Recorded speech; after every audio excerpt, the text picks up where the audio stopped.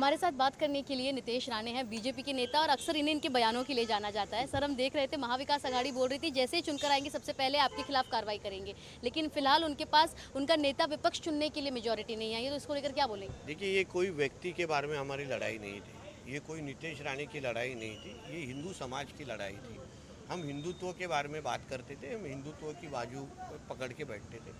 इसलिए उनको तकलीफ़ ये होती थी कि जिनके पास वो जाके बैठते थे, वो जो उलेमा बोर्ड है, ये मुस्लिम पर्सन लॉ है, जो मौलवी उनके लिए ये सब फतवे निकाल रहे थे, उनको उनकी ज़्यादा चिंता थी। महाविकास आघाड़ी के लोगों को हिंदुओं की मतदानों की ज़रूरत नहीं थी, हिंदू समाज की तरफ वो लोग देखते नहीं थे। इसलिए ये जो हमारे देवेंद्र जी ने कहा था कि ये एक धर्म युद्ध है, ये भगवा विरुद्ध फतवा की लड़ाई थी, इसमें भगवा जीत गया है। और इसलिए भगवा जीत जाने के बाद अभी आगे आगे देखिए होता है क्या, क्योंकि जो हमारे महाराष्ट्र में जो जिहाद करने की कोशिश कर रहे थे, जो जिहाद करने की कोशिश, जैसे लव जिहाद, जैसे जो है लैंड जिहाद है, वक्फ बोर्ड है, और जो 5-5 बार जो लाउड स्पीकर बजती, ये सारे के सारी एक्टिविटीज़ जो जिहादी एक्टिविटीज़ है, जिस माध्यम से उनको हिंदू समाज की संख्या कम करनी है, 2047 को इस्लाम राष्ट्र बनाना है, ये सारे के सारे एक्टिविटीज़ अभी आने वाले दिनों में बंद हो जाएंगी। या तो ये जो मस्जिदों में 5 बार बजने वाले जो लाउड स्पीकर, या तो वो खुद ही बंद कर दे, उनका खुद ही वॉल्यूम कर दे।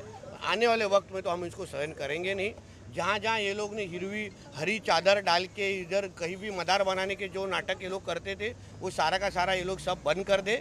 आने वाले समय में हमारे हिंदुत्ववादी सरकार जैसी ही बनेगी, हम ये सारे के सारे एक्टिविटीज़ बंद कर देंगे।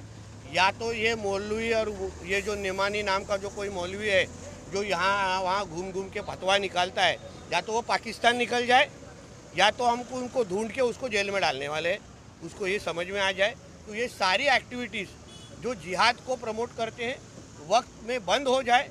आगे में हमारे महाराष्ट्र में ये सारी चीज़ें नहीं चलेंगी। ईवीएम को लेकर भी सवाल खड़े किए जा रहे हैं, कहा जा रहा है कि उसमें कुछ मैनिपुलेशन हुआ जिसके चलते इस प्रकार के नतीजे आए। देखिए, ऐसा है ना, इन्होंने ये ईवीएम की बात ही नहीं है, ये लोग ये मौलवी और मुल्ला लोगों की इतने प्रेम, इनके प्यार में इतने घुस चुके थे कि इन्होंने हिंदू समाज के वोटर्स को गिनना ही बंद कर दिया था।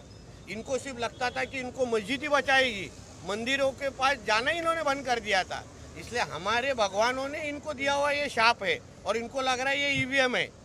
हाँ, इनको आने वाले समय में, आज इनको हिंदू समाज की ताकत समझ गई होगी, और आने वाले समय में इनको समझ में आएगा हिंदू समाज के खिलाफ जाने से कितना गंदा हशर होता है। अभी आगे देखिए होता है क्या। आखिरी सवाल रहेगा, महाराष्ट्र का मुख्यमंत्री कौन? आप मिलने आए थे देवेंद्र फडणवीस को, क्या निर्णय होगा आपको लगता है? ऐसा है कि वो हमारे वरिष्ठों के लिए वो सवाल आप रखिए।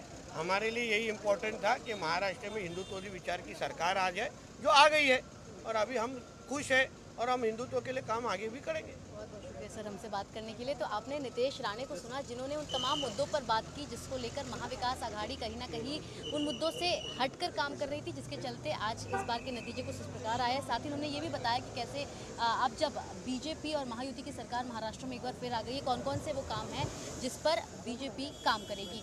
मुंबई से कैमरा पर्सन सचिन सावंत के साथ सुजाता द्विवेदी, एनडीटीवी इंडिया के लिए।